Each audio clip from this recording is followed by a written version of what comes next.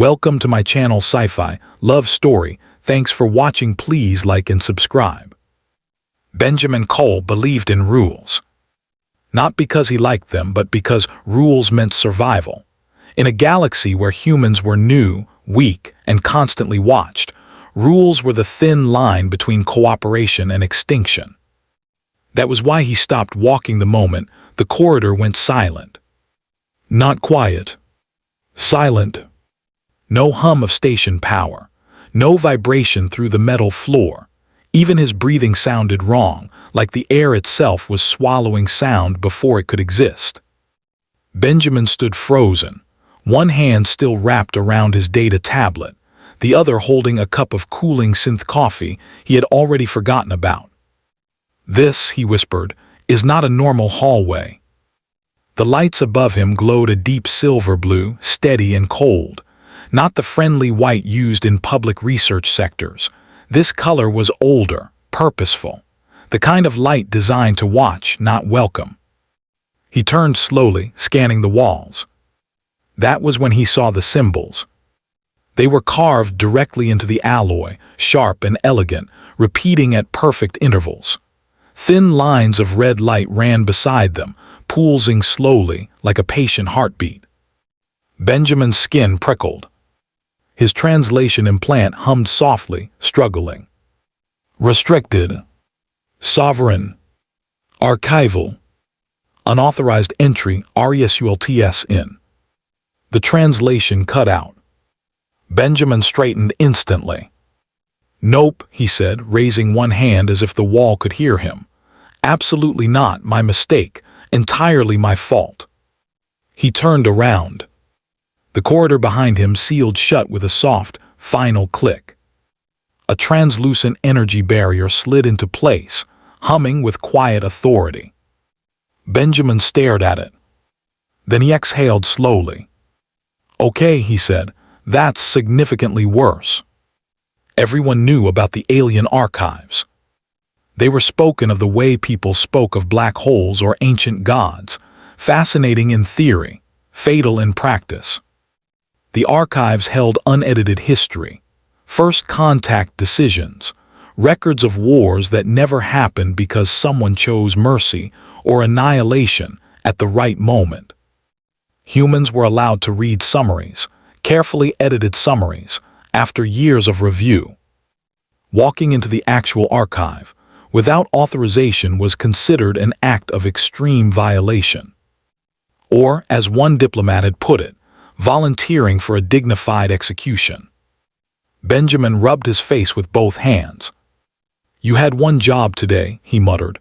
"Cross-reference trade dialects, that's it, no dying." The silence did not argue. He took a cautious step forward. Then another. The corridor opened into a vast chamber.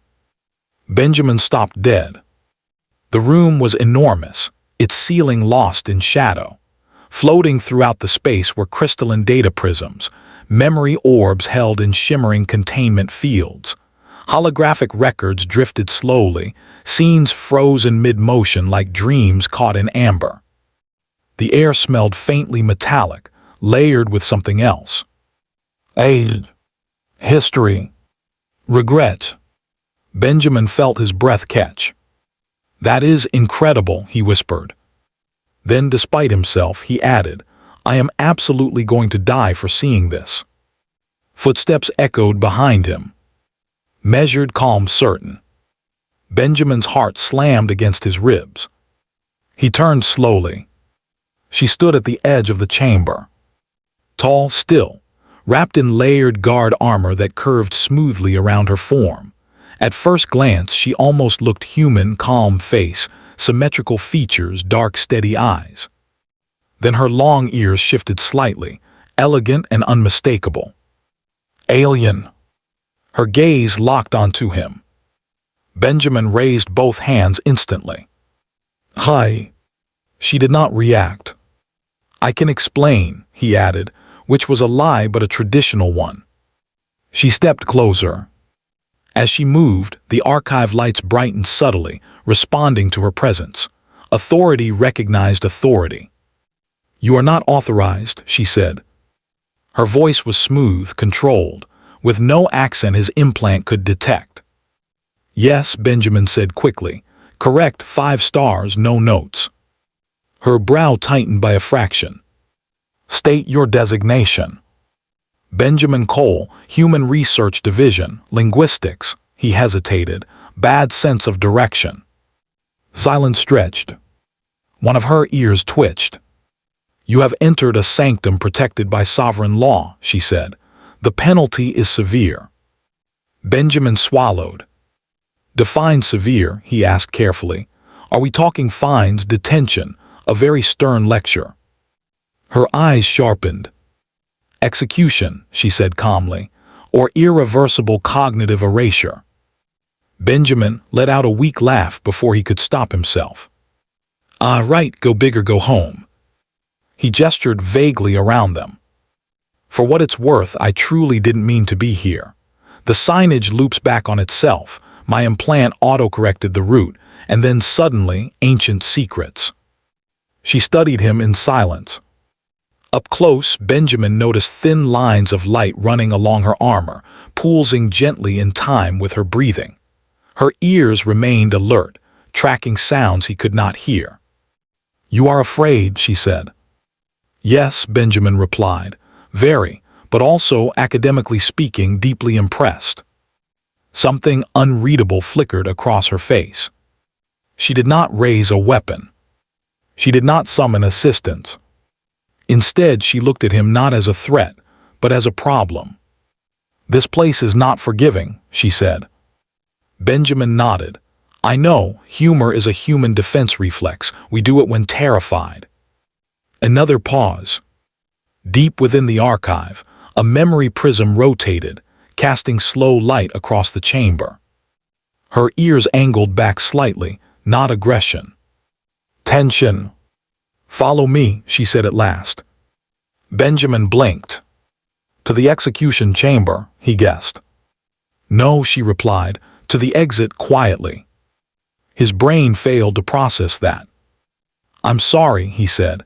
"Could you repeat that slowly, preferably with documentation?" "You will leave," she said. "You will not return. You will speak of this to no one." "You're letting me go," Benjamin said. "Yes." The word carried weight, risk. Benjamin felt his chest tighten. This was not mercy. This was defiance. "Thank you," he said, the words painfully small. She did not respond. She turned and walked toward a narrow side passage. The energy barrier dissolved at her approach. Benjamin followed, every step heavy with the knowledge that his life was being handed back without explanation. At the threshold, she paused. "Do not mistake this," she said quietly. "Mercy is not protocol." "I won't," Benjamin said sincerely. She inclined her head once. The barrier sealed behind him. Benjamin stood there, breathing hard. Then he laughed softly. "Well," he murmured, "that was unexpected." Lisa remained still long after the human disappeared. The archive resumed its quiet rhythm, memory prisms rotating, containment fields humming. Everything was as it should be. Except her. Her ears had not settled, one angled back, the other forward. As if her body could not agree whether she had just prevented a threat or committed one.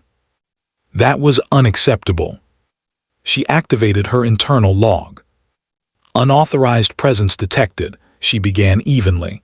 "Subject removed from archive perimeter." The system paused, awaiting further input. Apprehension. Penalty. Authorization. Lisa closed the log. That, she realized, was worse. Guards did not hesitate. Guards did not second-guess. Guards certainly did not replay a human, ridiculous apology in their minds. 5 stars, no notes. Her ears flicked in irritation. Humans were a problem species. They moved too freely, spoke too much, treated lethal situations as if humor could negotiate with reality. And that one had been spectacularly bad at being dangerous. Benjamin did not sleep that cycle. He lay on his narrow bunk, staring at the ceiling, replaying the encounter over and over. Execution. Irreversible cognitive erasure. He was alive. Somewhere between terror and relief, something else settled into his chest. Gratitude. Sharpened by cost. She didn't let me go because she could, he whispered. She let me go because she chose to. That mattered. Benjamin sat up suddenly. I don't even know her name, he said, mildly offended. Human instincts were terrible at handling alien mercy. You thanked people. You repaid favors. You did not accept your continued existence as a footnote. His brain offered an unhelpful suggestion. Marriage. Benjamin stared at the wall. No, he told himself. Absolutely not, that's insane. He paused. Marriage was the most serious promise humans knew. Permanent. Public. A declaration that something mattered enough to change your future. Benjamin swallowed. Still insane, he said, but conceptually sound. Far away, Lisa stood watch beneath ancient light. Somewhere in the station, a human who should not exist was alive. And for the first time in her career, protocol did not tell her what came next. Benjamin Cole learned very quickly that surviving something illegal did not mean life went back to normal.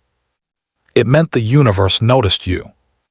Access scanners paused longer on him now, not long enough to accuse, but long enough to evaluate. Station personnel watched him with mild curiosity, as if waiting for him to explode into another incident. Benjamin did his best to look harmless. He failed. Humans always failed at that. 3 cycles after the archive incident, the message arrived. Official summons, INTRSBCIS Review Council. Attendance mandatory.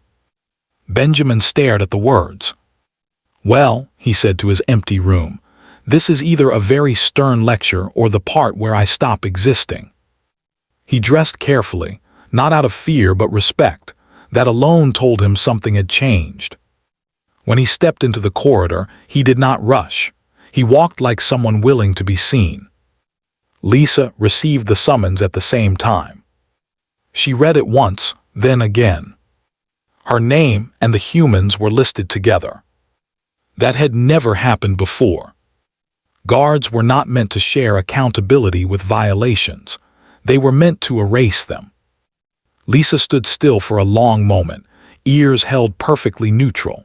Internally, every training model she had ever learned was failing to provide a recommended response. She had broken protocol. And the system had noticed. The council chamber was vast and deliberately neutral. No species markers, no dominant architecture. Power here was not enforced by weapons, but by consensus. Holographic representatives appeared one by one, each rendered with exacting restraint. Benjamin stood alone at the center platform. Lisa stood opposite him. She wore ceremonial guard armor, severe and elegant. Her ears were held high, betraying nothing. When their eyes met, she inclined her head slightly. Benjamin mirrored the gesture, clumsy but sincere. The proceedings began. Questions were asked, facts were verified. Lisa explained her actions with precision. The human had entered a restricted sanctum. The threat assessment had been inconclusive. Immediate termination would have produced diplomatic instability. Removal was judged optimal. It was all true. It was also incomplete. When Benjamin was addressed, he answered honestly. Yes, he had entered by mistake. Yes, he had understood the risk once inside. No, he had not attempted to steal, copy, or access data. A counselor finally asked the question everyone had been circling. Why, the voice asked evenly, did you not resist? Benjamin paused. Because she told me to stop, he said simply, and I trusted her. The chamber went quiet. After a long deliberation, the ruling came. No penalties. Lisa's record would note an anomaly. Benjamin would be formally warned, indefinitely monitored, and quietly categorized as complicated. It was, all things considered, a victory. They exited the chamber together. The station felt different, not changed, just acknowledged. That went better than expected, Benjamin said carefully. Yes, Lisa replied, which is unsettling. He smiled faintly. I have that effect. She stopped walking. I am transferring posts, she said. Benjamin blinked. Because of me. No, she replied immediately, because I choose to. The distinction mattered. There is a diplomatic liaison unit, she continued. They require individuals capable of adapting. Benjamin let out a soft breath. You're going to terrify everyone. I will manage, she said. You seem to encourage that. They stood near the observation corridor, stars drifting past beyond the transparent hull. Benjamin hesitated. You never told me your name, he said. Lisa, she replied. He smiled. I'm glad. Time passed. Slowly at first, then faster. Benjamin returned to his work, though normal was no longer an accurate word for it. Humans notice things, patterns, inconsistencies, the kind of small truths large systems overlooked. Lisa noticed him noticing. She also noticed how often other species deferred to him without realizing why. Humans did not command authority. They inspired reconsideration. It was deeply inconvenient. They met occasionally, always in public places, always accidentally on purpose. They spoke about history, about mistakes, about how systems failed when people forgot why they were built. Benjamin never mentioned marriage again. Lisa noticed that too. The crisis came without warning. An archival anomaly. A data cascade triggered by an ancient treaty reclassification. The archive did not fail. It prepared. Containment fields shifted, memory prisms brightened. And somewhere deep inside the sanctum, a record flagged itself as relevant.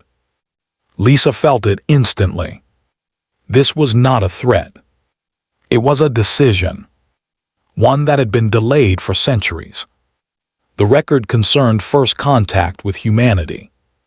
Unedited. Unfiltered. Unapproved. If released improperly, it would destabilize alliances across the sector. Lisa did what protocol demanded. She requested oversight. They denied it. Too slow, too dangerous, too human. She made another choice. She went to Benjamin. He listened without interrupting. When she finished, he leaned back slowly. So, he said, the universe left us a time bomb and labeled it "handle later." Yes, Lisa said, and now it is later. He nodded. You want my opinion? No, she said, I want your judgment. Benjamin considered that. Humans were good at judgment. Terrible at obedience. You can't bury it, he said finally. Secrets rot, they always do. And release it, Lisa asked. The consequences will happen, Benjamin said gently, but at least they'll happen honestly. She studied him. This will cost you, she said, and me. He smiled, not nervous, not joking. Some things are worth paying for, he said. Otherwise mercy doesn't mean anything. Lisa closed her eyes briefly. Then nodded. The release was controlled. Verified. Contextualized. Painful. The galaxy learned that humans had once been marked as a potential existential risk. Not because of weapons, but because of behavior. Humans refused to accept outcomes as inevitable. They challenged systems emotionally. They repaid mercy with responsibility. The reaction was chaos. Then debate. Then something rare. Chain.